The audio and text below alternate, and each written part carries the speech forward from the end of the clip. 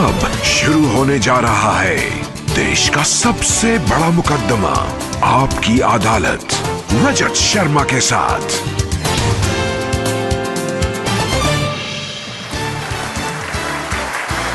नमस्कार, आपकी अदालत में आपका स्वागत है। आपकी अदालत में आज पेश करेंगे एक ऐसी शख्सियत को जो आजकल देश के हर बड़े नेता के निशाने पर है। सोनिया गांधी, राहुल गांधी, शरद पवार, मुलायम सिंह यादव, आप जिस भी नेता का नाम ले लीजिए, उनके निशाने पर ये एक ही नेता है। और वो नेता आज होंगे आपके निशाने पर, देश की जनता के निशाने पर। Please welcome Bharatiya Janata party के प्रधानमंत्री पद के उम्मीदवार, गुजरात के मुख्यमंत्री नरेंद्र मोदी।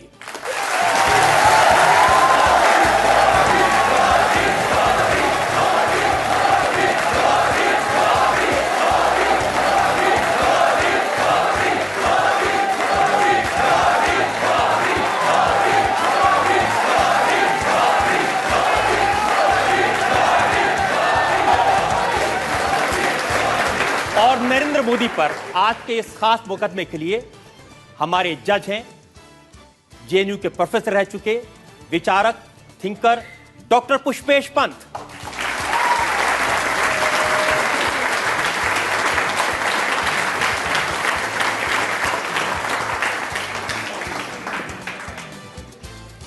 इससे पहले कि आपकी अदालत में आज का मुकदमा शुरू करें, आज के जज डॉक्टर पुष्पेश पंत की इजाजत चाहेंगे आज की कार्रवाई शुरू करने के लिए। कार्रवाई शुरू की जाए। और इससे पहले कि इल्जामात और सवालात का सिलसिला शुरू करें, एक नजर डालेंगे उस बैकग्राउंड पर, पृष्ठभूमि पर, जिसमें आज का यह खास मुकदमा चलाया जा रहा है भारतीय जनता पार्टी के प्रधानमंत्री पद के उम्मीदवार नरेंद्र मोदी पर।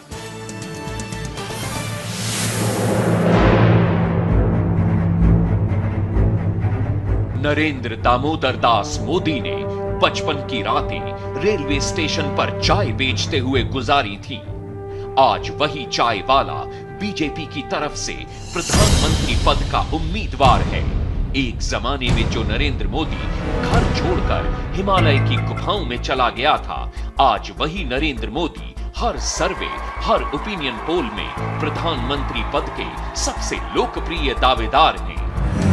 जिस नरेंद्र मोदी की आरएसएस में ट्रेनिंग पर्दे के पीछे रहकर काम करने की थी, वही नरेंद्र मोदी आज हर पोस्टर, हर पब्लिसिटी में, हर दीवार पर दिखाई देते हैं। मैं दीप नहीं बुझने दूंगा, मैं देश नहीं मिटने दूंगा। टीवी चैनल्स पर, सोशल मीडिया में, नेशनल प्रेस में नरेंद्र मोदी सबसे ज्यादा चर्चित व्यक्तित्व हैं। 2002 तक जिस व्यक्ति ने न चुनाव लड़ा, न किसी पद पर रहा, वही नरेंद्र मोदी जब गुजरात के मुख्यमंत्री बने तो 3 बार पार्टी को चुनाव जितवाया और अब अपनी पॉपुलैरिटी के दम पर लोकसभा चुनाव में फ्रंट रनर बने हुए हैं। जिस नरेंद्र मोदी को 2 वक्त का खाना जुटाने में दिन रात एक करना पड़ता था, वो नरेंद्र मोदी एक ब्रांड बन गए हैं। इस समय नरेंद्र मोदी देश के सबसे चर्चित और सबसे विवादित नेता हैं।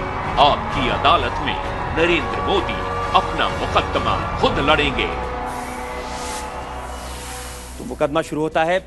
आपकी अदालत में पहला इल्जाम नरेंद्र मोदी पर। आपकी अदालत में बीजेपी के प्रधानमंत्री पद के उम्मीदवार नरेंद्र मोदी पर आरोप है कि इन्होंने पब्लिसिटी करके अपनी हवा बनाई है। मोदी जी, जो देश के बड़े बड़े नेता हैं, सोनिया जी, राहुल जी, चिदंबरम जी, शरद पवार जी, सब परेशान हैं। जहां जाते हैं वो एक ही चीज उनको देखने को मिलती है, एक ही चीज सुनने को मिलती है, अब की बार मोदी सरकार।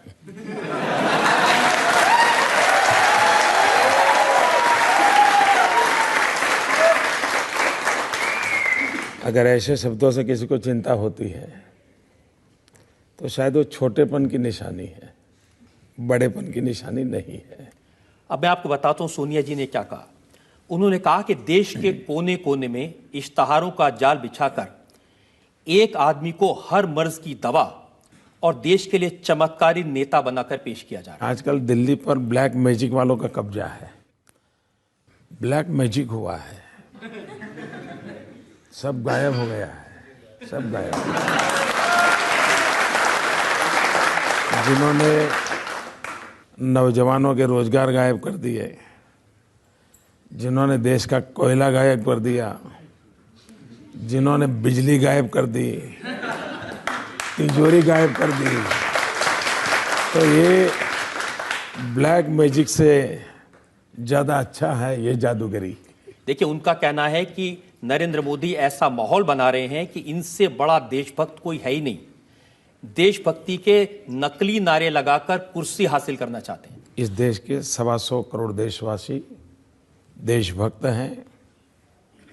किसी की देशभक्ति से किसी से नीचे नहीं होती, किसी से ऊपर नहीं होती, और इसलिए न मैं किसी की देशभक्ति पर शक करता हूं और न ही मैं कोई महान देशभक्त होने का दावा करता हूं।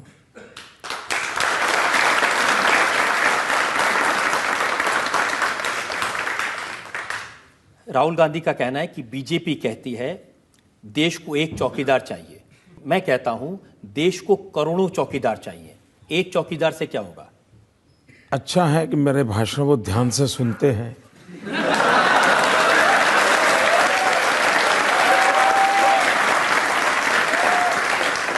और उन्हें ये मालूम है कि अगर 125 करोड़ चौकीदार होंगे तो कहीं न कहीं अपने काम चल जाएगा। एक चौकीदार होगा तो बड़ा मुश्किल हो जाएगा, तो ये उनको मालूम है।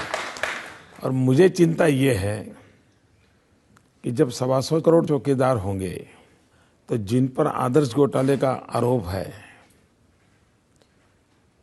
करगिल की विधवाओं के मकान जिन्होंने ले लिए, क्या वे भी चौकीदार होंगे क्या? जिन पर आरोप है राजस्थान और हरियाणा के किसानों की जमीन हड़प ली, क्या वो भी ये 125 करोड़ में चौकीदार होंगे क्या? अगर ये है तो फिर तो लगता है ऐसा है कि वो दूध की रखवाली बिल्ली को दे देंगे। देखिए, आपके नारे में, आपके पब्लिसिटी में, प्रोपेगेंडा में एक ही व्यक्ति है और उनका नारा है हर हाथ शक्ति, हर हाथ तरक्की, सबको साथ लेके चलो। रियलिटी तो है हर हाथ लूट, हर होठ झूठ।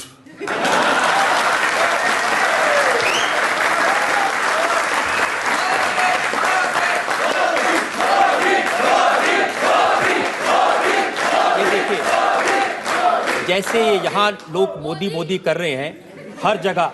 अब नीतीश जी का मैंने भाषण सुन रहा था, वो कह रहे थे ये सब प्रचार है। टीवी खोलिए मोदी, रेडियो खोलिए मोदी सरकार, एफएम बैंड चलाइए इस बार मोदी सरकार, समाचार पत्र देखिए मोदी। वो कह रहे हैं कि ये मोदी ने अपनी हवा क्रिएट कर दी है, कोई लहर नहीं है, ये सिर्फ अपने आप ही कहते हैं, कोई नहीं कहता। एक तो मैं खुद कभी कहता नहीं हूं भाई, आप लोग बोल रहे थे कि मैं बोल रहा था।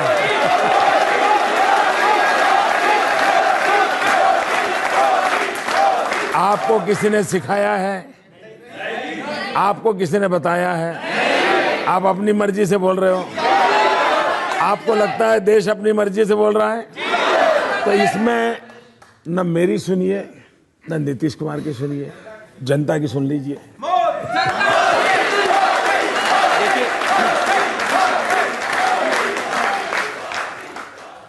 ये जो जनता के मोबाइल फोन है, जो मेरा भी मोबाइल फोन है, इसके ऊपर मैसेज आते हैं। और मैसेज क्या आते हैं ये मैं आपको सुनाता हूं, कैसे हवा बनती है। मैसेज आया, ट्विंकल ट्विंकल लिटिल स्टार, अब की बार मोदी सरकार।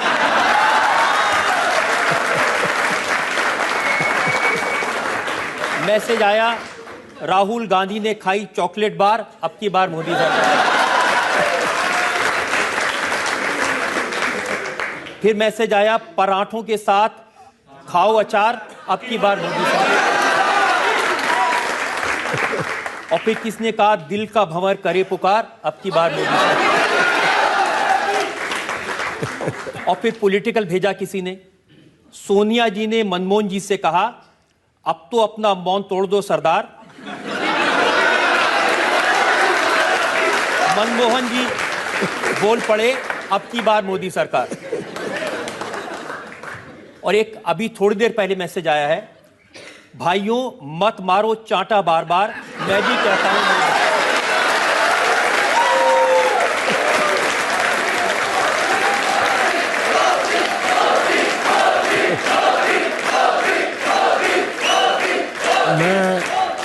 मैं देश की ये जो देश की क्रिएटिव जनरेशन है उनका अभिनंदन करता हूं, और मैं मानता हूं कि अगर ये सोशल मीडिया न होता तो देश की क्रिएटिविटी का, देश की आवाज का पता ही नहीं चलता। अखिलेश यादव आपकी अदालत में आए थे, उन्होंने मुझे कहा कि नरेंद्र मोदी ने ये प्रचार, ये अब की सरकार, ये सब नारा बनाने के लिए एक अमेरिकन एजेंसी को हायर किया है, उसको 1000 करोड़ रुपए दिए। एक तो ऐसा कुछ किया नहीं है, न ही ऐसी कोई कंपनी रखी है, और न मैं ऐसी किसी कंपनी को मिला हूं। अब ये झूठ कई दिनों से चल रहा है। अच्छा हुआ आपने मुझे सवाल पूछ लिया ताकि मुझे सच कहने का मौका मिल गया। अगर सचमुच में 1000 करोड़ रुपए की कंपनी रखी होती तो शायद एक कंपनी वाली बात भी अखबार में नहीं छपती, क्योंकि उसकी इतनी तो ताकत होती ना कि क्या छपवाना क्या नहीं छपवाना। तो इसका मतलब ये मैं आपको कांग्रेस पार्टी के बड़े नेता आनंद शर्मा, कॉमर्स मिनिस्टर हैं, उन्होंने प्रेस कॉन्फ्रेंस की। उन्होंने कहा कि भारतीय जनता पार्टी और नरेंद्र मोदी की पब्लिसिटी पर 10,000 करोड़ रुपए खर्च किए गए। पहला काम आनंद शर्मा जी ने यह करना चाहिए, इलेक्शन कमीशन को चिट्ठी लिखनी चाहिए। दूसरा, उन्होंने एनफोर्समेंट डिपार्टमेंट होता है भारत सरकार को, उसको लिखना चाहिए कि ये 10,000 करोड़ आए कहाँ से, किसके पास आए, उसकी जांच करो। कम से कम बाकी सब कामों में उनकी सरकार विफल गई है, न उनको कुछ करने का सूझता भी नहीं है। मैं उनको आइडिया देता हूं कि कम से कम ये काम करो। उनकी अभी 30-40 दिन बाकी है, पूरी सरकारी मशीनरी लगा दो और देश के सामने कच्चा चिट्ठा खोल के रख दो। और मैं आनंद शर्मा को निमंत्रण देता हूं कि जितना हो सके उतना जल्दी करो। अच्छा, इलेक्शन कमीशन को आचार संहिता के कारण कोई रुकावट आती हो कि ऐसा कर सकते हैं, मैं इलेक्शन कमीशन को लिख करके देने को तैयार हो कि आनंद शर्मा और सोनिया जी की सरकार जितनी भी मोदी की जांच करनी है तो तत्काल कर ले, मुझे अच्छा लगेगा। लेकिन राहुल गांधी कहते हैं कि मोदी जी ऐसे आदमी हैं, ये गंजों को कंगा बेच सकते हैं। मैं चाय बेचता था, कंगे तो मैंने बेचे नहीं हैं, लेकिन मैं ये कर सकता हूं, ये इन तक पहुंच गया, ये तो मेरी सफलता है। ये मेरी सफलता है। देखिए, ये तो सच है कि 2009 में, जिसका जिक्र राहुल गांधी अपनी पब्लिक मीटिंग्स पे करते हैं, एक गुब्बारा भरा था इंडिया शाइनिंग का, बहुत हवा भर के उड़ाया, वो फूट गया। वो कह रहे हैं कि अब ये 2014 में एक नया गुब्बारा लेके आए हैं और उसमें बहुत हवा भरी है, धड़ाधड़ वो उसे कहते हैं, हवा भरते हैं। और उनका कहना है कि जब चुनाव के नतीजे आएंगे तो ये गुब्बारा भी फूटेगा। 2002 में भी जब गुजरात का चुनाव था, कांग्रेस के मित्र यही कह रहे थे। 2007 में गुजरात का चुनाव हुआ, कांग्रेस के मित्र यही कहते थे। 2012 में गुजरात का चुनाव हुआ, कांग्रेस के मित्र यही कहते थे, और गुब्बारा उनका फूट गया, देश जानता है। तो पहली बार गुजरात में उन्होंने मेरे साथ फ्रेंडली मैच की है, और वो प्राइमरी मैच में बुरी तरह पिट गए हैं। अब वो फाइनल में आए हैं, मैदान में जनता तय कर लेगी।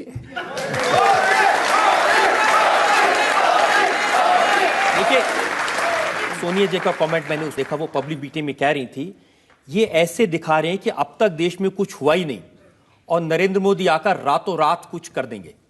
21वीं सदी का ये पहला दशक, इतनी अच्छी अपॉर्चुनिटी थी देश को।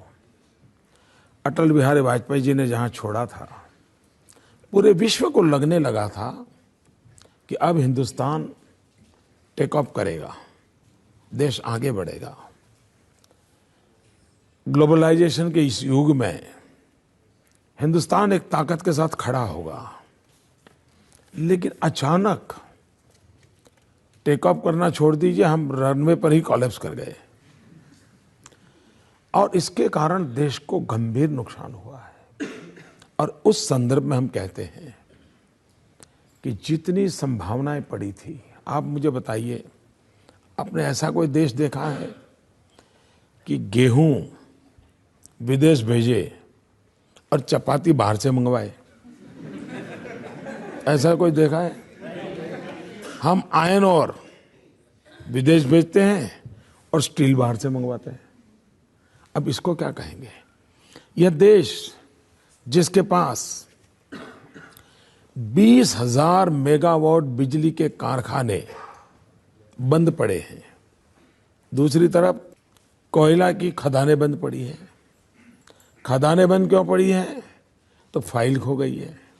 सुप्रीम कोर्ट में जाकर के दिल्ली सरकार कहती है फाइल खो गई है। अब मुझे लगता है उनके लिए फाइल खो गई है, देश के लिए लाइफ खो गई है। और इसके कारण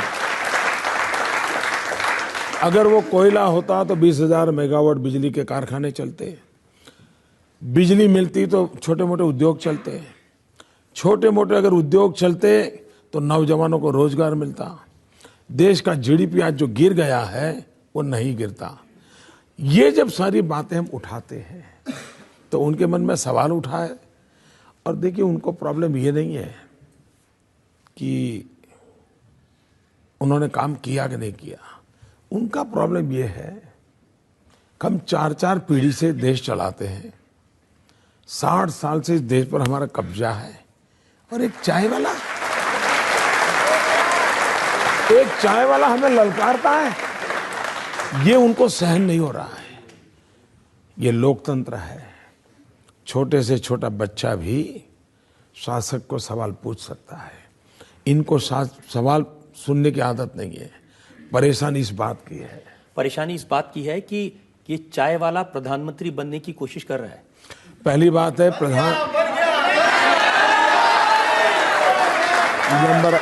नंबर 1 मेरी जिंदगी का उसूल है, और मैं आज आपकी अदालत के माध्यम से उस बात को जरूर कहना चाहूँगा। मैं वो इंसान हूँ जिसने इस मिनट तक कभी कुछ बनने का सपना नहीं देखा है, और मैं भी नौजवानों को कहता हूँ, कभी भी बनने के सपने मत देखो। अगर सपना देखना है तो कुछ करने का देखो। मैंने कभी भी बनने का सपना नहीं देखा। मैं तो कभी मेरे गांव में अगर थोड़ी पढ़ाई करने का सौभाग्य मिला होता और स्कूल का टीचर भी बन जाता तो मेरी माँ ने जरूर मिठाई बांटी होती। मैं तो उस बैकग्राउंड का हूँ। ये तो लोकतंत्र है, 125 करोड़ देशवासियों के आशीर्वाद हैं जो व्यक्ति का भविष्य तय करते हैं। लोकतंत्र में कोई व्यक्ति अपनी डिजाइन नहीं बना सकता है, अपना भविष्य तय नहीं कर सकता है। और अभी भी मैं कहता हूं, इस पल भी करने के सपने बहुत है, बनने का सपना एक भी नहीं है।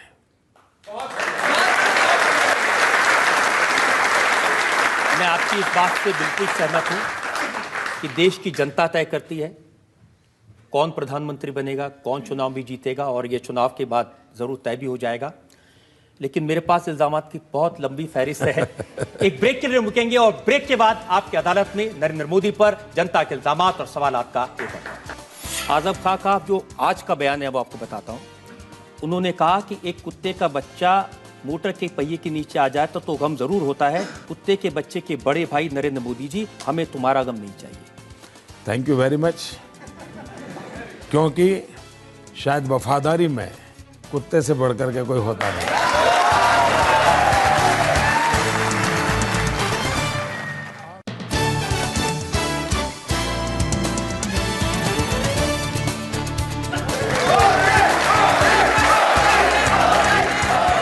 Welcome back. आपकी अदालत में आज हमारे मेहमान हैं भारतीय जनता पार्टी की तरफ से प्रधानमंत्री पद के उम्मीदवार गुजरात के मुख्यमंत्री नरेंद्र मोदी। आपकी अदालत में बीजेपी के प्रधानमंत्री पद के उम्मीदवार नरेंद्र मोदी पर इल्जाम है कि ये देश को बांटने की राजनीति करते हैं। 12 साल से आप पर इल्जाम लग रहे हैं, बहुत लंबी रिसर्च है, लेकिन मैं वो पूछ रहा हूं जो आजकल ताजा ताजा इल्जाम लग रहे हैं आपके ऊपर। राहुल गांधी ने आज ही कहा नरेंद्र मोदी पीएम बनना चाहता है, इसके लिए वो कुछ भी करेगा, वो टुकड़े टुकड़े कर देगा, एक को दूसरे से लड़ा देगा। मैं समझता हूं ये टुकड़े टुकड़े वाला मामला है, ये उत्तर प्रदेश से लाए हैं वो, उन्हीं के पार्टी का ये एमपी का उम्मीदवार है। शायद ये टुकड़े टुकड़े वाला मामला उसी से उन्होंने तो कहा था, इमरान कुरैशी ने तो कहा था कि अगर नरेंद्र मोदी यूपी में आएंगे तो बोटी बोटी काट देंगे। हाँ, वो बोटी बोटी टुकड़े टुकड़े होता है। तो शायद वो उन्हीं के इन्फ्लुएंस में बोलते होंगे। कांग्रेस के इतिहास की तरफ देखें, अब देश को तय करना है कि उनके टैप रिकॉर्डर सुनने हैं कि उनका ट्रैक रिकॉर्ड देखना है। ट्रैक रिकॉर्ड क्या कहता है? इस देश में सबसे पहले शासन किसके हाथ में आया? कांग्रेस के हाथ में। भारत के टुकड़े किसने किए? उन्होंने किए। वंदे मातरम, उसके टुकड़े किसने किए? हमारे देश में जातिवाद का जहर किसने फैलाया? 1857 का स्वतंत्र संग्राम, इस देश का हिंदू और मुसलमान कंधे से कंधा मिलाकर लड़ा था। देश आजाद होते ही ये तनाव, ये बिखराव किसने पैदा किया? और इसलिए जो पाप डिविजिव कांग्रेस है, इतना ही नहीं, वो इतने नीचे गए, देश को कैसे तोड़ा जाता है। जो 2 दिन से डिबेट चल रही है, और मैं फौजियों की इंटरव्यू जब टीवी पे देख रहा था इन दिनों, उनकी पीड़ा में अनुभव करता था। भारत सरकार ने पहली बार फौज में ये पूछा कि आपके यहाँ हिंदू कितने हैं, मुसलमान कितने हैं। ये हमारा सद्भाग्य है कि फौज ने इनकार किया कि फौज में सब हिंदुस्तानी होते हैं या हिंदू और मुसलमान की गिनती नहीं होगी। मना कर दिया। ये जरा अपने गरिबान में देखें, डिविजिव पॉलिटिक्स कौन करता है, देश के टुकड़े कौन कर रहा है। हम तो, जब मैं गुजरात गया, पहली बार राजनीति में टर्मिनोलॉजी शुरू हुई है, जब तो काफी लोग उपयोग करते हैं। मैं गुजरात में एक ही भाषा बोलता था 2001-2 में जब गया। मेरे 5 करोड़ गुजराती, आज भी मुझे सुनते होंगे तो मैं 125 करोड़ हिंदुस्तानी वही से बोलता हूं। ये भाई, डिकना भाई, फलाना भाई, ये पूरी टर्मिनोलॉजी को खत्म करने का मैंने प्रयास किया है। और धीरे धीरे हर एक राज्य के मुखिया अपने राज्य की पूरी पॉपुलेशन बोलते हैं। अब मैं आपको उदाहरण देता हूं। आपने कांग्रेस की काफी धुलाई कर दी। उमर अब्दुल्ला जो मुख्यमंत्री है जम्मू कश्मीर के, उनकी बात आपको बताता हूं, और बड़ा उन्होंने गंभीर चार्ज लगाया। उन्होंने कहा कि नरेंद्र मोदी पंजाब गए, वहां सरदारों की दस्तार कबूल की। अरुणाचल प्रदेश गए, उनकी टोपी कबूल की। असम गए तो उनकी वेशभूषा कबूल की। लेकिन जब इमाम साहब ने टोपी पहनाने की कोशिश की तो लौटा दिया, इनकार कर दिया। मैंने अब तक गांधी जी को ऐसी कोई टोपी पहना हुआ देखा नहीं है। मैंने सरदार वल्लभ भाई पटेल को इस प्रकार की टोपी पहन करके फोटो निकाला हुआ कभी देखा नहीं है। मैंने पंडित नेहरू को भी कभी इस प्रकार की टोपी पहना हुआ देखा नहीं है। तो ये एक भारत की राजनीति में विकृति आई है, और विकृति आई है कि अपीजमेंट के लिए कुछ भी करो। मैं मानता हूं मेरा काम है सब संप्रदाय का सम्मान करना, सब परंपरा का सम्मान करना, पर मेरी जो परंपरा है उसको मुझे स्वीकार करना। तो मैं मेरी परंपराओं को लेकर के जीता हूं, हर एक की परंपरा का सम्मान करता हूं, और इसलिए मैं ये टोपी पहन करके फोटो निकाल करके लोगों की आंख में धूल झोंकने का पाप मैं नहीं कर सकता। लेकिन कोई अगर किसी की टोपी उछालता है तो उसको कड़ी की कड़ी सजा करने का मैं मन रखता हूं।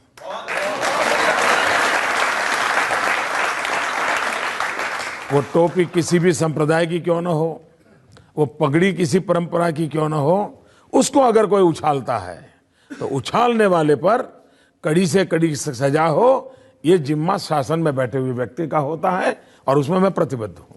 लेकिन मोदी जी, नीतीश जी ने एक बार कहा था कि जब आप सार्वजनिक जीवन में होते हैं, पब्लिक लाइफ में होते हैं, तो कभी तिलक लगाना पड़ता है, कभी टोपी पहननी पड़ती है, दूसरों की भावनाओं का ध्यान रखना पड़ता है। उनको लगता है कि ऐसा करने से भावनाएं संभल जाती हैं, वो ये करे।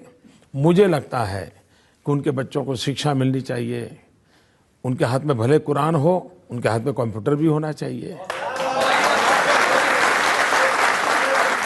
ये मेरी सोच है, तो उनकी सोच उनको मुबारक, मेरी सोच मुझे मुबारक।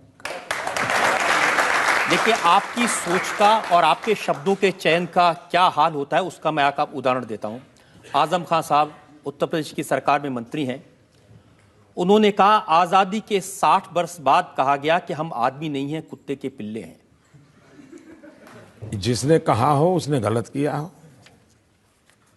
कौन है वो ऐसा कहने वाला? ये आपने कहा था। मैं कभी ऐसा न सोच सकता हूं, न मैं बोल सकता हूं। देखिए, वो जो एक इंटरव्यू मेरे पास में है जो आपने दिया था, हाँ। उस इंटरव्यू में आपने कहा, ये मैं बता देता हूं, हमारे यहाँ देखिए हेडलाइन छपी हुई है, जी हम इंसान हैं, कुत्ते का बच्चा भी कार के नीचे आ जाए तो दुख होता है। हाँ, लेकिन उसमें किसी को कहाँ कहा है मैंने? आप ही के शब्द हैं, आप ही का है। देखिए, मैं आपको मुजरिम मैं हूं, लेकिन मैं एक सवाल पूछ लेगा, इसको दोबारा पढ़िए आप। मैं पूरा पढ़ देता हूं। ऊपर वाला पहले पढ़ लीजिए। ऊपर तो है, हम इंसान हैं, कुत्ते का बच्चा भी कार के नीचे आ जाए तो दुख होता है। ये तो हमारे हेडलाइन है। यहाँ, लेकिन आप पूरी बात तो सुनने दीजिए ना। हाँ, मैं आपको पूरी बात। आपसे पूछा गया सवाल 2002 में जो हुआ उस पर आपको अफसोस है, तो आपने कहा भारत का सुप्रीम कोर्ट दुनिया में अच्छी अदालत के तौर पर जाना जाता है। इसकी रिपोर्ट में मुझे पूरी तरह क्लीन चिट दी गई। इससे अलग एक बात, ये कोई भी व्यक्ति जो कार ड्राइव कर रहा हो और हम पीछे बैठे हों, कुत्ते का एक छोटा बच्चा पहिए के नीचे आ जाए तो दुख होगा कि नहीं? जरूर दुख होगा। मैं मुख्यमंत्री हूं या नहीं, लेकिन मैं एक इंसान हूं। हमारे देश में ऐसा कहते हैं कोई भी, अरे भाई चींटी मर जाए तो भी पीड़ा होती है, चींटी मर जाए तो भी पीड़ा होती है। ये आपकी संवेदना की तीव्रता को व्यक्त करने के लिए मुहावरे होते हैं।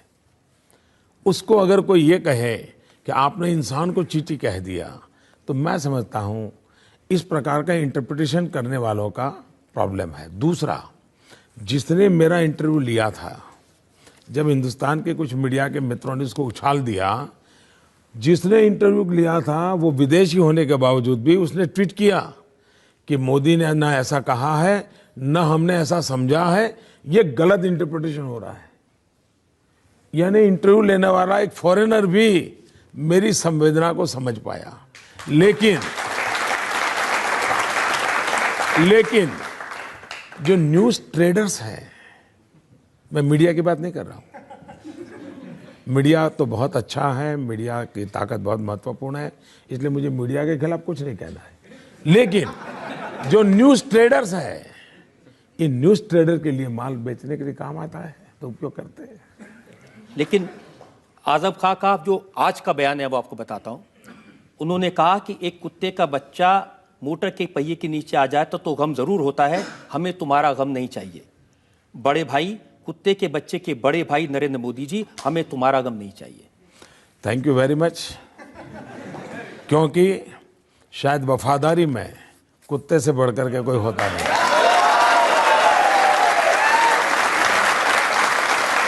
और मुझे गर्व है, मुझे इस बात का गर्व है कि मुझ में इस वफादारी के गुण किसी ने देखे हैं जो मेरे देश के काम आएंगे।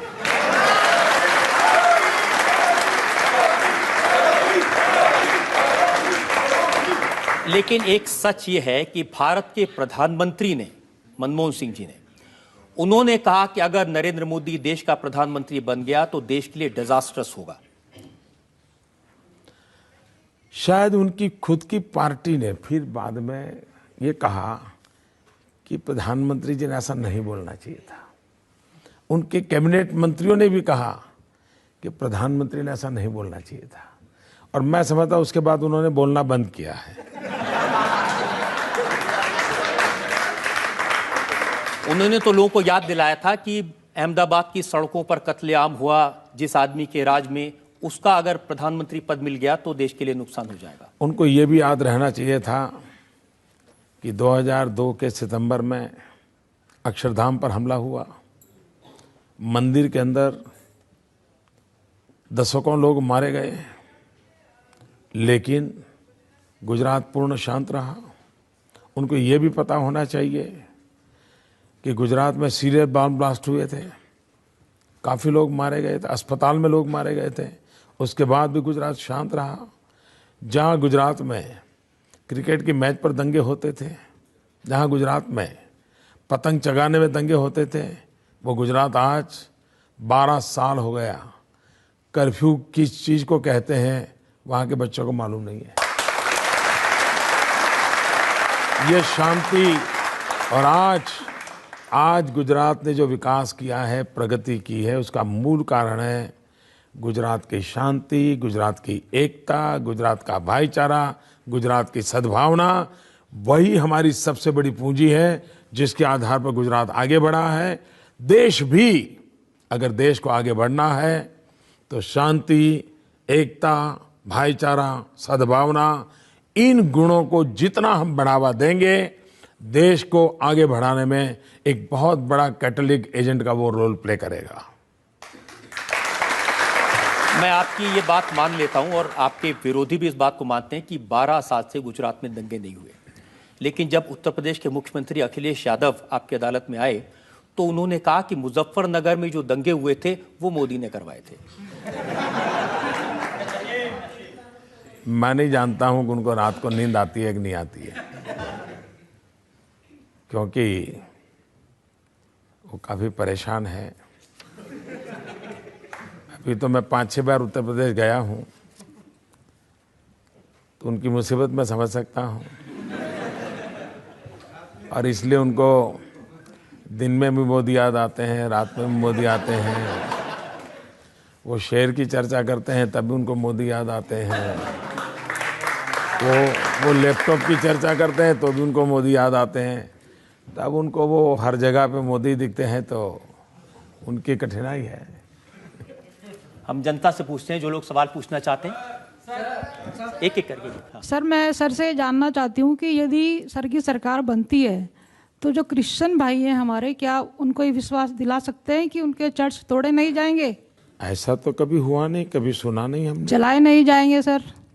ऐसा न सुना है न कभी हमने नहीं, वो एक आश्वासन चाहते हैं, शायद उनके मन में उनकी सेफ्टी का आश्वासन चाहते हैं सर। मैं आपको बताता हूँ। एक तो ऐसा मैंने कहीं सुना नहीं है, नंबर 1। नंबर 2, गुजरात के अंदर दुनिया की सबसे छोटी माइक्रो माइनॉरिटी है पारसी। उन पारसी का उदवाड़ा में तीर्थ क्षेत्र है। हमारी सरकार आने के बाद और उसको ग्लोबली, और मैंने तो कहा ये रिलीजियस हार्मनी का वर्ल्ड कैपिटल बन सकता है, ऐसा बनाने में मैं लगा हुआ हूं। पारसी का स्थान है और इसलिए भारत के जहन में नहीं है। भारत के हजारों वर्ष का इतिहास देखिए, कभी तलवार लेकर के किसी के धर्म पर आक्रमण नहीं किया है। हमारा देश ऐसा है जो कहता है इसका भगवान, उसका भगवान, उसका भगवान, ये हमारी सोच नहीं है। हमारे देश की सोच है ईश्वर एक है और उसे प्राप्त करने के रास्ते अलग अलग है। Yes sir. और सभी रास्ते ईश्वर के पास ले जाते हैं। और इसलिए कोई ऊंचा है, कोई नीचा है, ये चाहिए या नहीं चाहिए, भारत का संविधान इसके लिए किसी को सहमति नहीं देता है। हमारे यहाँ संप्रदायवाद नहीं चल सकता है। हम धार्मिक लोग हो सकते हैं, सांप्रदायिक जुनून हमारे देश में कतई नहीं चल सकता है। और इसलिए भारतीय जनता पार्टी का ये मोटो रहा है सर्व पंथ समभाव, सभी पंथों के प्रति समभाव होना चाहिए। इसलिए मैं इस देश के सभी नागरिकों को कहता हूं, आप आश्वस्त रहिए। इस जातिवाद का जहर, इस संप्रदाय का जुनून भारत की प्रगति को रोकता है और ये हम नहीं होने देंगे। मोदी जी, आपने क्रिश्चियंस को, पारसियों को भरोसा दिलाया, क्या देश के मुसलमानों को भी ऐसा ही भरोसा दिला सकते हैं? इस देश का कोई भी व्यक्ति, भारत मां का कोई भी लाल, उसको वो सारे अधिकार हैं जो नरेंद्र मोदी को है। किसी को आपसे डरने की जरूरत नहीं है? कुछ लोगों को तो डरना पड़ेगा। देश को लूटने वाले, उनको डरना पड़ेगा। अन्याय करने वालों को डरना पड़ेगा। और मैं ये बात कहने से डरता नहीं हूं।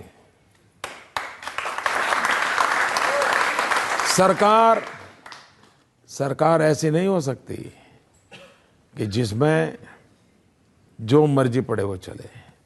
कानून का राज होना चाहिए, लोगों को सुरक्षा का एहसास होना चाहिए, लोगों को अपने जीवन जीने का भरोसा होना चाहिए। ये नहीं है, यही तो मुसीबत है। और नहीं है उसका कारण है न कानून का डर है, न व्यवस्था का डर है, न अफसर का डर है। आपको घर में भी कुछ तो डिसिप्लिन रखनी पड़ती है, और डिसिप्लिन रखना गुनाह है तो भारत की भलाई के लिए वो गुनाह भी मुझे मंजूर है। एक और ब्रेक के लिए मुझे रुकना है, और ब्रेक के बाद आपकी अदालत में नरेंद्र मोदी पर इल्जाम और सवाल आपका। सबसे ज्यादा पावर में कौन रहा? सबसे ज्यादा जहर किसने चखा? सबसे ज्यादा जहर किसके पेट में है? तो जहर सबसे ज्यादा कौन उगलेगा? अब बताइए मैं क्या करूं?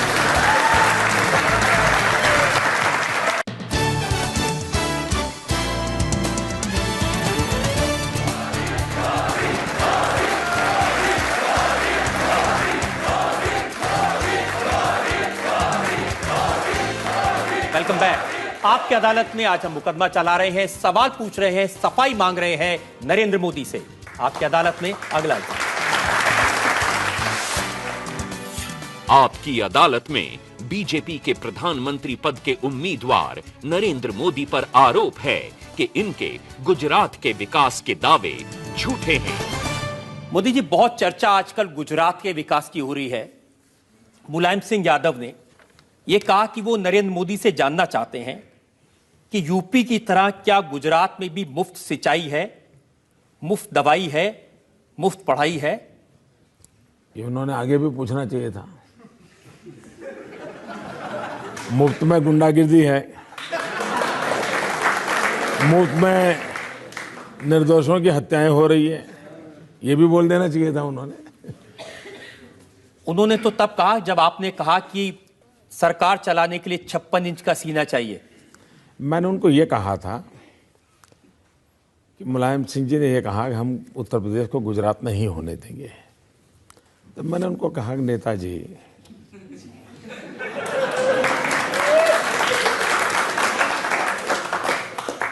गुजरात बनाने के लिए 56 इंच का सीना लगता है। और फिर मैंने आगे कहा था, गुजरात बनाने का मतलब होता है 24 घंटे 365 दिन बिजली। गुजरात बनाने का मतलब होता है कि गुजरात में अधिकतम घरों में नल से पीने का पानी, गुजरात बनाने का मतलब होता है 99% गांवों में पक्की सड़क, ये होता है। तो मैंने कहा इसके लिए आप में दम नहीं है। आप जातिवाद की राजनीति करते रहो, उससे आगे आप निकल नहीं सकते। लेकिन राहुल गांधी तो कहते हैं ये जो कुछ आपने इमेज बनाई है गुजरात की, बिजली की, पानी की, रोजगार की, ये सारी मार्केटिंग करके बनाई है। चलिए मानो मैं दिल्ली में आके मार्केटिंग करूं, बंगाल में जाके मार्केटिंग करूं, असम में जाके करूं तो थोड़ी देर मान सकते हो, लेकिन गुजरात की जनता के सामने तो मार्केटिंग नहीं चलता ना, उसको तो सामने दिखता है ना। मैं कहूं कि मैंने रोड बनाया और रोड नहीं है तो गुजरात की जनता के गले उतरेगा? नहीं उतरेगा ना। मैं कहूं कि मैंने खेती में काम किया तो गुजरात की जनता को नहीं, झूठ बोल रहा है मोदी। अगर ऐसा होता तो मोदी 2002 में न जीतता, 2005 में नहीं जीतता, 2007 में नहीं जीता, 2004 के पार्लियामेंट में गुजरात में नहीं जीते, 2009 के पार्लियामेंट में नहीं जीते। एक भी चुनाव हम हारते ही नहीं है। और डेवलपमेंट के मुद्दे पर चुनाव लड़ने की हिम्मत अकेली गुजरात में हुई है। आज देश में अभी भी हम लोकसभा का चुनाव डेवलपमेंट के मुद्दे पर लड़ रहे हैं, लेकिन बाकी सारे लोग भाग रहे हैं, डेवलपमेंट के मुद्दे पर आने को तैयार नहीं, उनकी हिम्मत नहीं है, क्योंकि उनको लगता है कि ये जिम्मा है जो जवाब देना पड़ता है। देखिए मैं 2001 में जब गुजरात गया तो लोग मुझे मिलने आए। मैं बहुत सालों के बाद गुजरात गया था, मेरा तो कोई इस क्षेत्र से लेना देना नहीं था। मुख्यमंत्री बनने से पहले मुख्यमंत्री का चैम्बर भी नहीं देखा था, एमएलए भी नहीं बना था, स्कूल के टीचर का भी चुनाव नहीं लड़ा था। तो मेरा तो मैं नया नया था, सीख रहा था, लोग मुझे मिलने आते थे। बोले मोदी जी कुछ करो या ना करो, कम से कम शाम को खाना खाते समय बिजली मिले, इतना तो करो। मतलब उस समय गुजरात में शाम को भी भोजन के समय बिजली नहीं मिलती थी। आज 24 घंटे 365 दिन बिजली मिलती है। ये बात मार्केटिंग से नहीं होती है जी। उसके घर में स्विच ऑन करे और जब बल्ब जलता है तो फिर उसको लगता है हाँ यार मोदी सही बोल रहा है। लेकिन ये भी तो सच है कि गुजरात के प्रमोशन के लिए, मार्केटिंग के लिए आप अमिताभ बच्चन को ले आए। ये बात सही है। वो अमिताभ बच्चन जो कांग्रेस के साथ जुड़े थे, वो अमिताभ बच्चन जो समाजवादी पार्टी के साथ जुड़े थे। देखिए मोदी में औरों में फर्क क्या है? फर्क यही है, वो मुलायम सिंह के बहुत निकट रहे, उत्तर प्रदेश के रहे, उत्तर प्रदेश के प्रति उनका प्रेम भी है। लेकिन मुलायम सिंह जी ने उनसे क्या काम लिया? उन्होंने काम लिया यूपी है दम, जुल्म है कम, ये किया। हाँ, उनकी गाड़ी चली नहीं। अमिताभ बच्चन का उपयोग क्या करना चाहिए, इसके लिए समझ चाहिए। मैंने क्या उपयोग किया? मैंने उनको गुजरात की बात बता, वो गुजरात सरकार की बात नहीं बताते, वो कच्छ के रेगिस्तान की बात बताते हैं, हैंडीक्राफ्ट की बात बताते हैं, वहाँ की जीवन शैली की बात बताते हैं। और ये सोच अगर मेरे पास है तो यही तो मेरा काम है कि अमिताभ बच्चन जी से भी, वरना मैं भी उनके बगल में तस्वीर निकलवा करके राजनीति कर लेता, लेकिन मैं वो नहीं करता हूँ। मेरे गुजरात की भलाई के लिए अमिताभ बच्चन जी का जो उपयोग हो सकता है वो करना चाहिए। और अब तक पिछले 5-6 साल से मेरे साथ काम कर रहे हैं, कभी भी न उनकी तरफ से पॉलिटिकल बयान गुजरात का आया होगा, न मेरी तरफ से कभी उनका नाम पॉलिटिकल बयान में आया होगा। ये बिल्कुल संयम हमने बरता है। और दूसरी बात, मैं सार्वजनिक रूप से कहना चाहूँगा, जब ये मैंने उनके सामने प्रपोजल रखी कि मुझे गुजरात का टूरिज्म प्रमोट करना है, आप मेरी मदद कीजिए, उन्होंने कहा मोदी जी मेरी आवाज़, मेरा चेहरा मैं आपको देता हूँ, आप उपयोग कीजिए। फिर हमारे अफसरों ने उनसे बातचीत शुरू करी। उन्होंने कहा नहीं, मैंने मोदी जी को वादा किया मैं एक नया पैसा नहीं लूंगा। और आप जानते हैं एक नया पैसा लेते नहीं जी। गुजरात के टूरिज्म का काम जो अमिताभ जी कर रहे हैं, एक नया पैसा उन्होंने लिया नहीं है। और मैं इसके लिए उनका बहुत बहुत अभिनंदन करता हूं।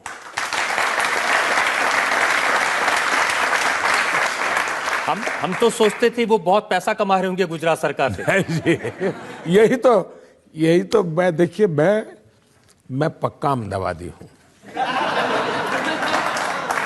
हम जो अहमदाबादी लोगों के लिए ऐसी पहचान है, हम सिंगल फेयर डबल जर्नी वाले हैं।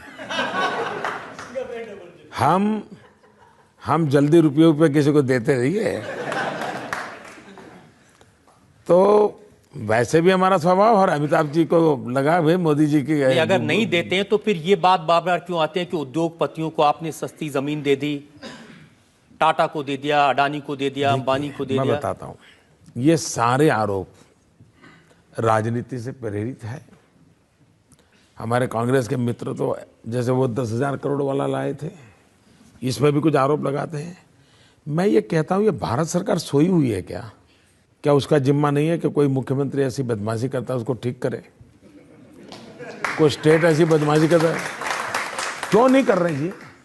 इसलिए इसका मतलब या तो उनमें ये भी दम नहीं है। दूसरा, गुजरात स्टेट के संबंध में सुप्रीम कोर्ट का एक बहुत बड़ा महत्वपूर्ण रिमार्क है। सुप्रीम कोर्ट ने कहा है कि जमीन देने के संबंध में और जमीन संपादन करने के संबंध में गुजरात की पॉलिसी इतनी उत्तम है, देश के अन्य राज्यों ने उस मॉडल को स्वीकार करना चाहिए। सुप्रीम कोर्ट का कहना है। तीसरी बात,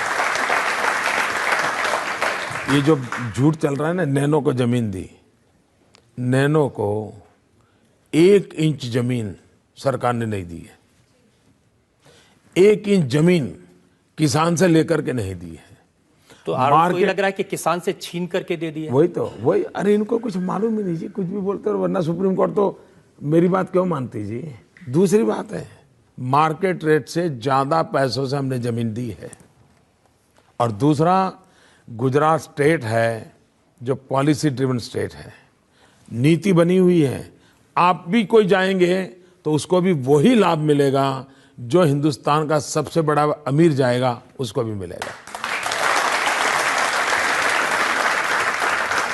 लेकिन राहुल गांधी कहते हैं कि गुजरात की कोई बात इसलिए सामने नहीं आती क्योंकि वहां पर आरटीआई नहीं है, सबसे बड़ा अधिकार जो उन्होंने दिया देश की जनता को। ये जो दिन रात वो कहते रहते हमने ये कानून दिया, ये कानून दिया, ये कानून दिया, जरा ये तो जवाब दो कि आपका कानून कश्मीर में लागू होता है क्या? क्या आरटीआई एक्ट कश्मीर में लागू हुआ है क्या? एंटी करप्शन एक्ट कश्मीर में लागू हुआ है क्या? राइट टू एजुकेशन कश्मीर में लागू हुआ है क्या? जरा पहले अपने गरिबान में देखो, फिर औरों पर कीचड़ उड़ाओ। दूसरी बात है, गुजरात में आरटीआई है, गुजरात में आरटीआई के अंदर फुल फ्लेज काम चल रहा है, और गुजरात आरटीआई के खिलाफ अभी तक एक भी शिकायत आई नहीं। जो जातिकरण राजनीतिक है, इससे हम कब बाहर आएंगे? जब तक हम इसी में उलझे रहेंगे हमारा देश विकास नहीं कर सकता। जातिवाद का जहर ये समाज को तोड़ता है। किसी जाति का गौरव होना वो बुरी चीज नहीं है, वो कभी कभी ताकत देती है, लेकिन जातिवाद का जहर जो है, जो नफरत पैदा करता है, उससे किसी का भी भला नहीं होता है, और हमने देश को उससे बचाना होगा। लेकिन सोनिया जी तो कहती हैं आप जहर की खेती कर रहे हैं। देखिए, जयपुर के अंदर करीब जून जुलाई महीने में, लास्ट जून जुलाई में कांग्रेस पार्टी का अधिवेशन था। उसमें राहुल गांधी जी का राज्यारोहण होना था, उनको उपाध्यक्ष घोषित करना था, तो काफी पूरे देश में बड़ा माहौल बनाया गया था। उस दिन राहुल गांधी ने जो भाषण किया, आपके पास पुरानी क्लिपिंग होगा तो दिखा देना बाद में, उसमें उन्होंने कहा कि मैं आज सुबह जल्दी जल्दी उठ करके मम्मी के कमरे में गया था, मम्मी की आंख में आंसू थे, और मम्मी ने कहा कि बेटा, पावर इज पॉइजन, सत्ता एक जहर होती है। ये उन्होंने पब्लिक को सुनाया था। अब मुझे बताइए भैया, सबसे ज्यादा पावर में कौन रहा? सबसे ज्यादा जहर किसने चखा? सबसे ज्यादा जहर किसके पेट में है? तो जहर सबसे ज्यादा कौन उगलेगा? अब बताइए मैं क्या करूं?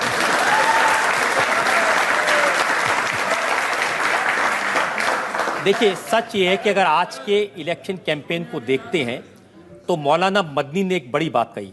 उन्होंने कहा कि नरेंद्र मोदी का नाम लेकर के मुसलमानों को डराया जा रहा है। आप एकता की बात कर रहे हैं, लेकिन आपके नाम से देश टूट सकता है। मेरे नाम से नहीं टूट सकता है, इस प्रकार के लोग जो बोल रहे हैं उनसे टूट सकता है, उन्हीं से टूट रहा है। वही तो कह रहे हैं मदनी जी, अगर ये कह रहे हैं तो मोदी तोड़ रहा है ऐसा नहीं कह रहे। वो ये कहता है ऐसा बोलने वाले तोड़ रहे हैं, ऐसा कह रहे हैं। वो कह रहे हैं कि नरेंद्र मोदी का नाम लेकर के मुसलमानों को डराया जा सकता है। तो मोदी में ऐसा क्या है कि मुसलमान डरते हैं उससे? गुजरात में हमारा अनुभव है कि मोदी का नाम लेने से डरते नहीं है, और ज्यादा उत्साहित होते हैं, काम करने में लग जाते हैं।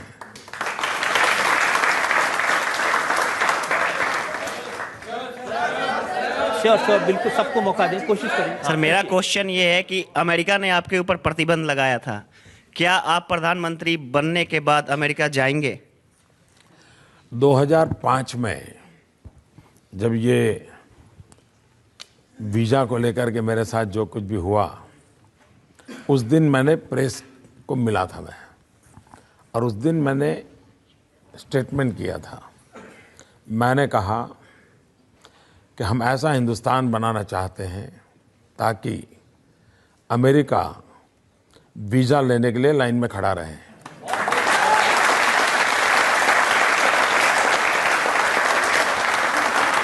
अमेरिका की प्रेसिडेंट नैन्सी पाल आपको एक बार मिलने आई और उनकी छुट्टी हो गई।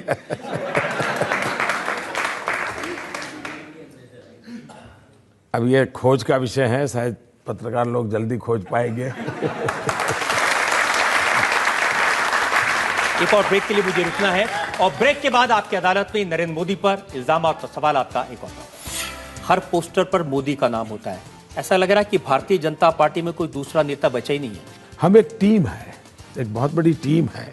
तो पिछले 6 महीने में अडवाणी जी 3 बार क्यों रूठ गए? और जसवंत सिंह, आपने उनको टिकट नहीं दिया। मुख्तार अब्बास नकवी ने ट्वीट किया, साबिर अली पार्टी में आए हैं, अब दाऊद इब्राहिम की एंट्री होगी।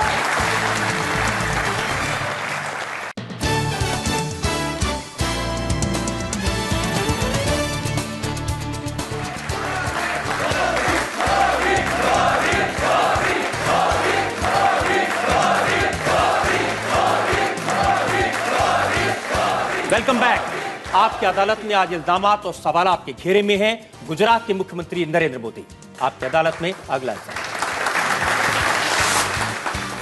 आपकी अदालत में बीजेपी के प्रधानमंत्री पद के उम्मीदवार नरेंद्र मोदी पर इल्जाम है कि ये बीजेपी पर एक छत्र राज चलाते हैं। एक छत्र राज चलता है भारतीय जनता पार्टी में। जहां जाते हैं मोदी मोदी मोदी सुनाई देता है। हर पोस्टर पर मोदी का नाम होता है। ऐसा लग रहा है कि भारतीय जनता पार्टी में कोई दूसरा नेता बचा ही नहीं है। ऐसा नहीं है। भारतीय जनता पार्टी एक विशाल संगठन है। संगठन व्यवस्था से ऑर्गेनाइजेशन सेटअप बना हुआ होता है। ढेर सारी गैलेक्सी ऑफ लीडर्स और एक से बढ़कर एक ऐसी बहुत बड़ी हमारी टीम है। कभी हम अटल जी के नेतृत्व में चुनाव लड़ रहे थे तो अटल जी की बात कर रहे थे, कभी अडवाणी जी के नेतृत्व में चुनाव लड़ रहे थे, अडवाणी जी बात कर रहे थे। फिलहाल मुझे ये काम मिला है, पार्टी ने जो तय किया है मुझे करना है, क्योंकि आखिर मैं कार्यकर्ता हूँ, तो कार्यकर्ता के नाते जो कुछ भी हो रहा है उसमें अगर मुझे जो कुछ भी योगदान देना होता है वो देता हूँ। हम एक टीम है, एक बहुत बड़ी टीम है और टीम के रूप में काम करते हैं। अगर टीम के रूप में काम कर रहे हैं तो पिछले 6 महीने में अडवाणी जी 3 बार क्यों रूठ गए? मैं नहीं मानता हूं कि वो रीठे हैं। और वो देखिए, मैं आपको 3 उदाहरण बताता हूं। जब नरेंद्र मोदी को चुनाव प्रचार समिति का कन्वीनर बनाया गया गोवा में, आडवाणी जी रूठे, उनको सब लोग मनाने गए उनके घर पे। जब नरेंद्र मोदी को प्रधानमंत्री पद का उम्मीदवार डिक्लेयर किया गया तब वो मीटिंग में गए, फिर उनको मनाने गए। और अभी लोकसभा की टिकट जब डिसाइड हो रही थी, वो भोपाल से लड़ना चाहते थे, पार्टी अहमदाबाद से लड़ना चाहती थी। इन तीनों विषयों की क्लैरिफिकेशन आडवाणी जी की तरफ से भी आया है, पार्टी तरफ से आया है, और ये सारी काल्पनिक कथाएं रही है। क्योंकि जिस दिन गोवा में तय हुआ उसी दिन फोन पे मुझे उन्होंने आशीर्वाद दिए। उनका स्वास्थ्य ठीक नहीं था और इसलिए वो गोवा आ नहीं पाए थे, लेकिन अब वो मसाला बन गया न्यूज़ के लिए तो चल पड़ा। और जसवंत सिंह जी ने अभी मेरी एक किताब मोदीत्व नाम की किसी ने एक मेरे चीजें छपी है, उसकी प्रस्तावना लिखी है जसवंत सिंह जी ने अभी। और आपने उनको टिकट नहीं दिया? ऐसा है, टिकट मैं नहीं देता हूं। स्टेट इलेक्शन कमेटी अपना रिकमेंडेशन भेजती है, सेंट्रल इलेक्शन कमेटी करती है। और उनके बेटे को अभी असेंबली में चुनाव लड़वाया, जिताया है। जसवंत सिंह जी के बेटे उसी बाड़मेर लोकसभा क्षेत्र से एमएलए है। तो ऐसा नहीं है कि कोई उनके प्रति कोई नकारात्मक भाव था, लेकिन ये बात सही है। आखिरकार देखिए, भाजपा में लाखों कार्यकर्ता है, अब टिकट तो 500 लोगों को मिलने वाला है, तो थोड़ा बहुत तो राजी नाराजी की संभावना हर जगह पे ज्यादा हो रही है कि राहुल गांधी को भी चिंता है। आज ही का मैं उनका भाषण सुन रहा था, वो कह रहे थे कि बड़े बड़े नेता आडवाणी जी हैं, जसवंत सिंह जी थे, नरेंद्र मोदी ने सबको किनारे लगा दिया। पहली बात यह है कि जो लोग हैं वे वो लोग हैं जिन्होंने मोदी को उंगली पकड़ के चलाया है, और आज भी ये वो लोग हैं जिनके चरणों में बैठ करके मैं जीवन की बहुत कुछ शिक्षा दीक्षा लेता हूं। और इसलिए न उनको भारतीय जनता पार्टी के चरित्र का पता है, न भारतीय जनता पार्टी की कार्यशैली का पता है, लेकिन वो इसलिए ऐसा बोलते हैं क्योंकि उनके यहाँ सीताराम केसरी के साथ क्या हुआ था, उठा करके ऑफिस से बाहर फुटपाथ पर पटक दिया था। ऑल इंडिया कांग्रेस के प्रेसिडेंट थे, सोनिया जी को बिठाना था, तो उनके यहाँ ये हुआ है तो बचपन से उन्होंने यही देखा है, तो उनको बाहर का कुछ मालूम नहीं है ना। लेकिन अब वो कल्चर बीजेपी में नहीं आई। मुख्तार अब्बास नकवी ने ट्वीट किया, साबिर अली पार्टी में आए हैं, अब दाऊद इब्राहिम की एंट्री होगी। अब वो उन दोनों के बीच का मामला है, रहने दीजिए उनके पास। और पार्टी के बहुत सारे नेता ये कहते हैं कि नरेंद्र मोदी को पार्टी में जितना नहीं पसंद करते, बाहर वाले पसंद करते हैं। राज ठाकरे, आपका रिश्ता तो शिवसेना से, उद्धव ठाकरे से है, लेकिन राज ठाकरे कह रहे हैं मैं नरेंद्र मोदी को प्रधानमंत्री बनाऊंगा। पहली बात है कि इसका पहला पार्ट जो है वो आपका अनुमान सही नहीं है। आज भारतीय जनता पार्टी के मुझसे इतने श्रेष्ठ वरिष्ठ कार्यकर्ता हैं मेरी पार्टी में, मुझसे ज्यादा अनुभवी हैं, लेकिन उन्हीं लोगों ने मुझको अपने कंधे पर बिठाया है। मेरी पार्टी के लाखों कार्यकर्ता आज रात दिन देखे बिना इतना पसीना बहा रहे हैं। अगर मैं जो कुछ भी हूं तो उन पार्टी के लाखों कार्यकर्ताओं की बदौलत हूं। अगर आज मैं इतना ऊपर दिखता हूं तो मेरी पार्टी का जो शीर्ष नेतृत्व है उसने मुझे अपने कंधे पर बिठाया है, इसके कारण दिख रहा हूं। इसलिए मेरी पार्टी में कोई मेरे साथ नहीं है ये मैं सोच भी नहीं सकता हूं। वो सब हैं इसलिए तो मैं यहां दिख रहा हूं, अगर वो ना होते तो मैं धरती पर भी कहीं नजर नहीं आता। तो रियलिटी ये है। दूसरी बात है, जब सारा देश अगर ये कुछ बातें कह रहा है तो और भी लोग कहते होंगे और दलों के लोग भी कहते होंगे। कुमार विश्वास, मैंने सुना कि वो आपकी तारीफ में कविताएं पढ़ते रहे हैं और कहते हैं कि नरेंद्र मोदी मुझसे बात करते थे। ये बात सही है, मैं तो बात सबसे करता हूं जी। ज्यादातर लोग ये चलाते हैं कि मोदी किसी से बात नहीं करते, कम से कम वो सच तो बोला कि मैं बात करता हूं। लेकिन कांग्रेस में कम से कम ये क्राइसिस नहीं है, वहां तो तय है कि लीडर कौन है, किसकी कमांड चलेगी। और यही तो कांग्रेस की दुर्दशा का कारण है। देश की आरती उतारने के बजाय वो एक ही परिवार की आरती उतार रहे हैं, यही तो मुसीबत का कारण है। मनमोहन सिंह जी ने ये कहा कि Rahul Gandhi has outstanding credentials to become prime minister और मैं उनके नेतृत्व में काम करने को तैयार हूं। आपकी पार्टी में किसी बड़े नेता ने यह कहा कि मैं आपके नेतृत्व में काम करने को तैयार हूं? इसका कारण है कि मैं कहता हूं कि मैं सबके नेतृत्व में काम कर रहा हूं। मैं यही तो कहता हूं ना कि सब मेरे नेता हैं, उनकी शिक्षा दीक्षा से मैं बढ़ रहा हूं और मैं इन्हीं के अंडर में काम करता हूं। लेकिन जिनके अंडर आप काम करने की बात कर रहे हैं, ऐसे ही मुरली मनोहर जोशी हैं, वो बनारस से लड़ना चाहते थे, आप पहुंच गए वहां। मुझे निमंत्रण दिया है जी, और उनको तो कानपुर की बहुत अच्छी सीट पर लड़ रहे हैं और मैं मानता हूं वो अपने जीवन में सर्वाधिक वोट से इस बार जीतने वाले हैं। सर, आप जब प्रधानमंत्री बनेंगे तो अडवाणी जी को आप प्रेसिडेंट बनाएंगे क्या? ऐसा है, अगर मोदी प्रधानमंत्री बनेगा तो उसका मतलब है कि अडवाणी जी ने उसको बनाया है। जो मुझे बनाते हैं उनको मैं क्या बनाऊंगा?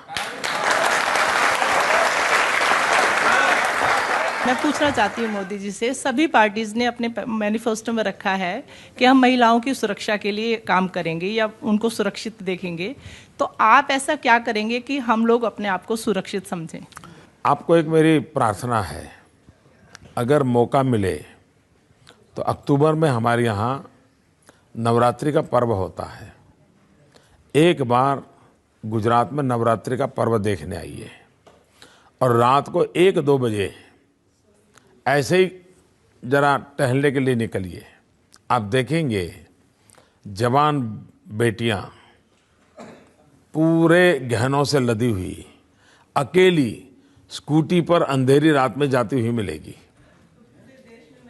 तो ये सब संभव है, सब संभव है। आज मुलायम सिंह यादव ने एक स्टेटमेंट दिया है पब्लिक मीटिंग में। उन्होंने कहा कि जो लड़के बलात्कार करते हैं ये छोटा मोटा अपराध है और बलात्कार करने वालों को फांसी की सजा देना ठीक नहीं है, और मैं अगर प्रधानमंत्री बना तो मैं इस कानून को बदलूंगा। अगर आप ऐसी चीजें इकट्ठी करोगे तो जब मुंबई में इतना बड़ा आतंकवादी आक्रमण हुआ तो कांग्रेस के वहाँ के गृह मंत्री ने बयान दिया था, ऐसी छोटी मोटी घटनाएं होती रहती है। ये माइंडसेट है ना, वही देश के लिए बहुत बड़ा संकट है। हमें इन घटनाओं के लिए पीड़ा नहीं हो रही है। ठीक है, उसको सुधार करने में शायद समाज को शिक्षित करना, संस्कार, बहुत चीजें जरूरत लगेगी, लेकिन हम कैसे इनसेंसिटिव हो सकते हैं? पल भर के लिए सोचिए कि आप ही वो बालिका है जिस पर ये जुल्म हुआ है, तो क्या आप ये सोचेंगे कि छोटी मोटी घटना हो गई? एक बार सोच लीजिए आप खुद एक बालिका है, या ये सोच लीजिए आपकी अपनी बेटी है और उस पर जुल्म हुआ है, और तब आपका रूप देखिए आपको क्या विचार आता है। भारत की हर बेटी हमारी अपनी बेटी है। 21वीं सदी, सुशिक्षित समाज, और ये क्या हम सुन रहे हैं?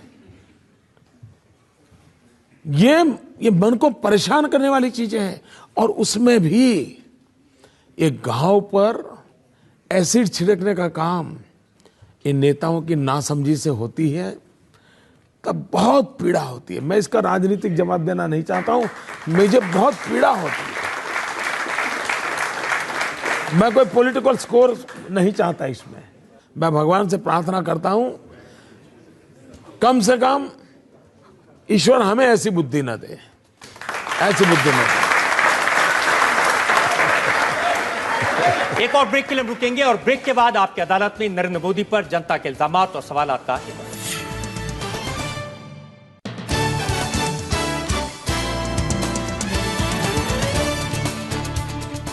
Welcome back. आपकी अदालत में आज हमारे मेहमान हैं भारतीय जनता पार्टी की तरफ से प्रधानमंत्री पद के उम्मीदवार नरेंद्र मोदी। हम जनता से पूछते हैं जो लोग सवाल पूछना चाहते हैं, एक एक करके। सर, बिना रुके बिना थके आप 2 महीने से कंटिन्यू भाग रहे हैं, ये मोटिवेशन कहां से मिलता है सर?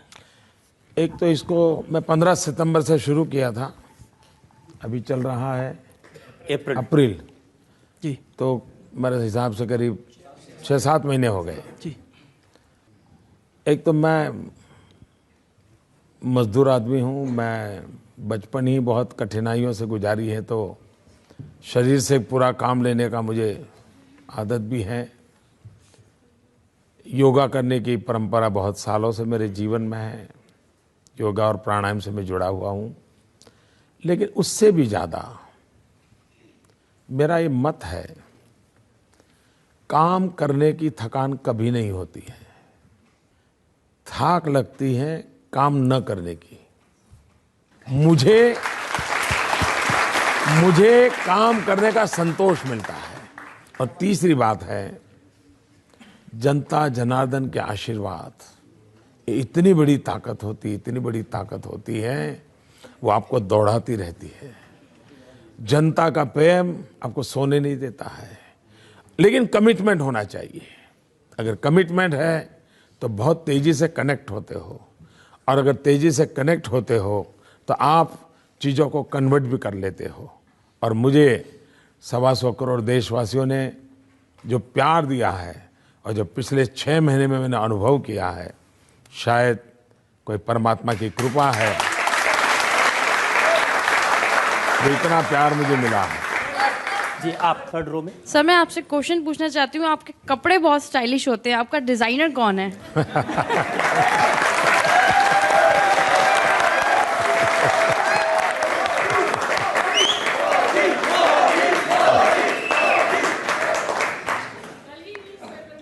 देखिए, ऐसा है कि मैं अब इस ऐसी जगह पे पहुंचा हूं तो भांति भांति की बातें होती हैं, लेकिन मैं रियलिटी बताऊं, मैं बहुत छोटी आयु में घर छोड़ दिया, तो एक छोटे से झोले में ही मेरा सामान रहता था। मैं करीब 40-45 साल से परिव्राजक के नाते घूम रहा हूं, और करीब 40 साल मैंने भिक्षा मांग करके खाया है। मैं लोगों के घर में भिक्षा मांग करके खाता था। अब मेरा सामान कम रहे और कपड़े खुद धोता था, तो कपड़े धोने में ज़्यादा तकलीफ नहीं हो, तो मैंने क्या किया, मेरा एक कुर्ता था लंबी स्लीव वाला, तो मुझे लगा कि ये जगह ज़्यादा लेता है, धोने में मेरा टाइम जाता है और बैग में, तो मैंने खुद ने काट दिया और उसमें से मेरा हाफ स्लीव बन गया। और ये कई 25-30 साल से मैं ऐसे ही कपड़े पहनता हूँ। दूसरी बात है, ये बात सही है कि मुझे ढंग से रहना, साफ सुथरा रहना, थोड़ी कलर कॉम्बिनेशन की ईश्वर ने कमाल दी है, तो मैं अपने तरीके से कर रहा हूँ। लेकिन चूंकि परमात्मा ने मुझे कुछ दिया है, हर चीज में मैं ठीक फिट बैठ जाता हूँ।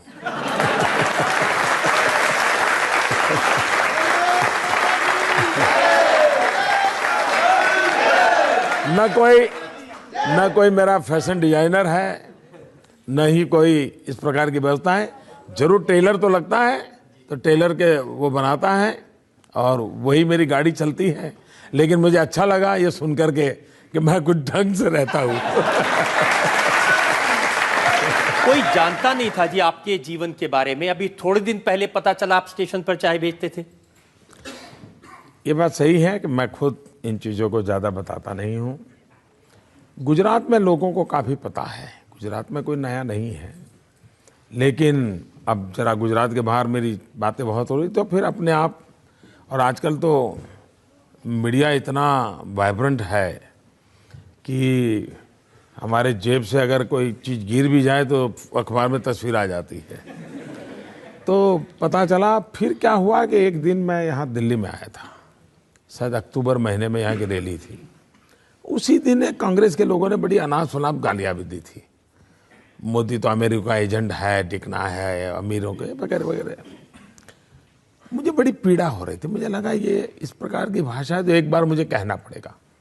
मैं जीवन में पहली बार यहाँ दिल्ली में ही, वहाँ रोहिणी में जब मेरा एक रैली हुई थी, मैंने कहा मुझे क्या ये बोल रहे हो लोग, इन्हें पता है हम कौन है। मैंने कहा मैं बचपन में रेल के डिब्बे में चाय बेच करके बड़ा हुआ हूँ और आप मुझ पर ऐसे इल्जाम लगाते हो। उसमें से एक बात निकल पड़ी। बाकी तो अब बहुत सी बातें होती है, हर चीज़ें कहाँ बताने जाएंगे। अब जैसे मैं बता देता हूँ, बचपन में आप इतने शरारती थे कि तालाब में से मगरमच्छ का बच्चा उठा के घर ले आए। मैं शरारती कम, साहसिक ज्यादा था।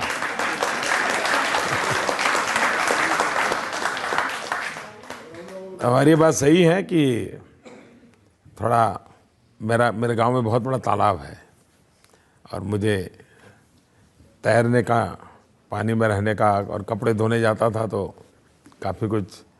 तो एक दिन ले आया, फिर स्कूल ले गया तो हमारे टीचर वगैरह बड़े परेशान हो गए। लेकिन कुछ आश्चर्य नहीं लगता कि जो चाय बेचता था स्टेशन पे, जो घर छोड़ के भिक्षा मांग के खाना खाता था, आज वो नरेंद्र मोदी ब्रांड बन गया। उसके नाम से कॉमिक बिकते हैं, साड़ियाँ बिकती हैं, चिप्स बिकते हैं, हर तरह की चीज़ नरेंद्र मोदी के नाम से बिकती है।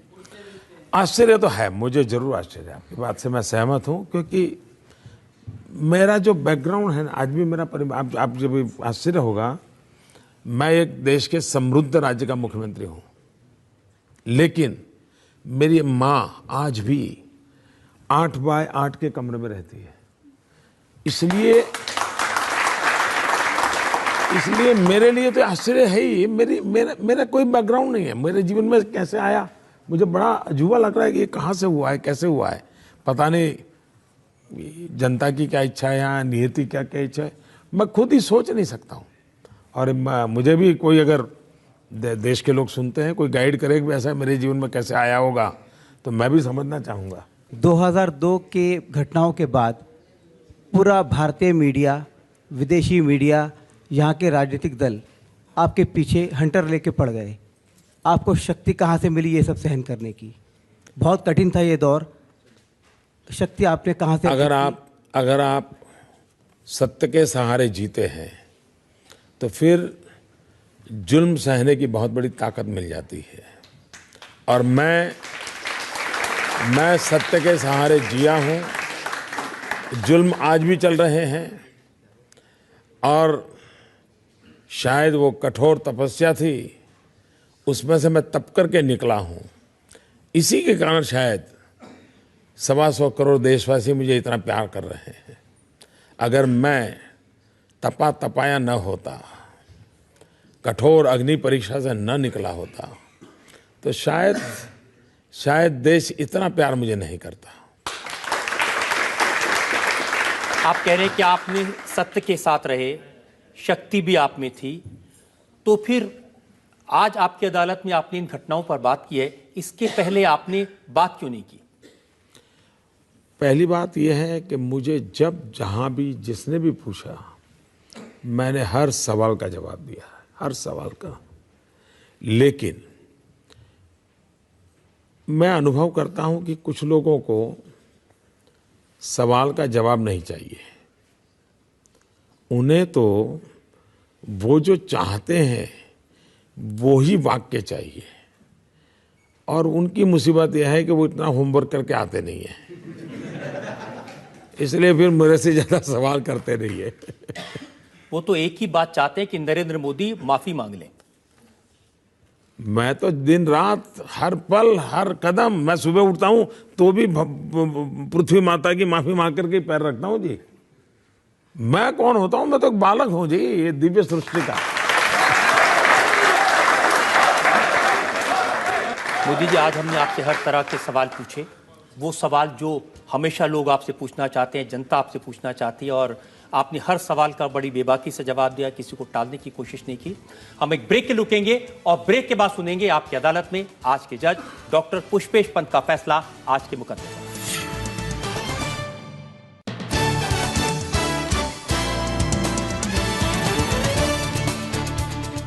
Welcome back. आपकी अदालत में आज हमने मुकदमा चलाया भारतीय जनता पार्टी की तरफ से प्रधानमंत्री पद के उम्मीदवार नरेंद्र मोदी पर। हमने नरेंद्र मोदी से इलेक्शन कैंपेन के दौरान लग रहे हर इल्जाम पर सफाई मांगी। अब वक्त है आपकी अदालत में आज के जज, जाने माने विचारक, लेखक डॉक्टर पुष्पेश पंत के फैसले का। आज इस अदालत में जो मुकदमा चलाया गया वो कई मामलों में असाधारण है। इस देश में ऐसा तो हुआ है कि जो कुर्सी पर बैठे हुए प्रधानमंत्री हैं वो दैत्याकार भ्रष्टाचारों के आरोप में कटघरे में खड़े किए जाते रहे हैं। मगर ये शायद पहली बार हो रहा है कि जो प्रधानमंत्री पद का दावेदार मात्र भर है उसे भावी प्रधानमंत्री मानकर शपथ ग्रहण करने के पहले ही इस कटघरे में खड़ा कर दिया गया है। दूसरी अहम बात जो ध्यान देने लायक है और अदालत उसे रेखांकित करना चाहती है कि पिछले 12 साल से ये अभियुक्त निरंतर अदालतों के कटघरे में खड़ा किया जाता रहा है, मीडिया के कटघरे में खड़ा किया जाता रहा है और कोई भी विपक्षियों की सरकार होते हुए, जांच के सारे साधन उनके पास होते हुए 10-12 वर्षों में गुनाहगार साबित नहीं किया जा सका है। तीसरी बात जो कानून के राज के साथ जुड़ी है, इस देश की सर्वोच्च न्यायालय की निगरानी में सीधे काम कर रही स्पेशल इन्वेस्टिगेटिंग टीम ने सबूतों के अभाव में उन्हें मुजरिम नहीं पाया है। इस सब के बावजूद कानून के एक बुनियादी सिद्धांत की अवहेलना करते हुए कि बार बार एक ही मुकदमे में बरी किए जाने के बाद किसी व्यक्ति पर बार बार मुकदमा कायम नहीं किया जा सकता, ये काम आज भी जारी है। जितने आरोप इस अदालत में आज नरेंद्र मोदी पर लगाए गए, उन्होंने कटघरे में बैठे वाणी का संयम गंवाए बिना उन सभी का काफ़ी असरदार तरीके से जवाब दिया, अपनी सफाई पेश की और अदालत सबूतों के अभाव में उन्हें अपराधी नहीं समझती। पर यह अदालत अपना कर्तव्य समझती है कि मोदी जी को सतर्क करे कि आने वाले 5 वर्षों में भी या शायद उसके बाद भी वो लगातार बार बार कटघरे में खड़े किए जाते रहेंगे, क्योंकि इस देश की 1.25 अरब जनता अपने प्रधानमंत्री से ये कड़ी पड़ताल पूछताछ करती रहेगी कि उनके सपनों को साकार करने के लिए चुनाव अभियान के दौरान जो वादे उन्होंने किए हैं उन्हें वो कैसे पूरा करते हैं।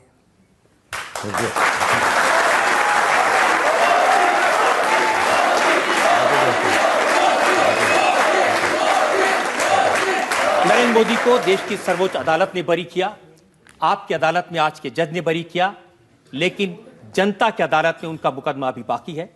देश भर में लोकसभा का चुनाव है, असली फैसला जनता जनार्दन को करना है। आप मालिक हैं इस देश के, आपको तय करना है कि नरेंद्र मोदी की बातों में कितनी सच्चाई है। आपको तय करना है कि क्या नरेंद्र मोदी इस देश के लिए वाकई में एक कुशल शासक, कुशल प्रधानमंत्री हो सकते हैं। फैसला आपके हाथ में है। चुनाव के मौके पर हमारा लिए वक्त है आपसे विदा लेने का। अगले सप्ताह आपसे मिलेंगे एक और अदालत लेकर। तब तक के लिए नमस्कार।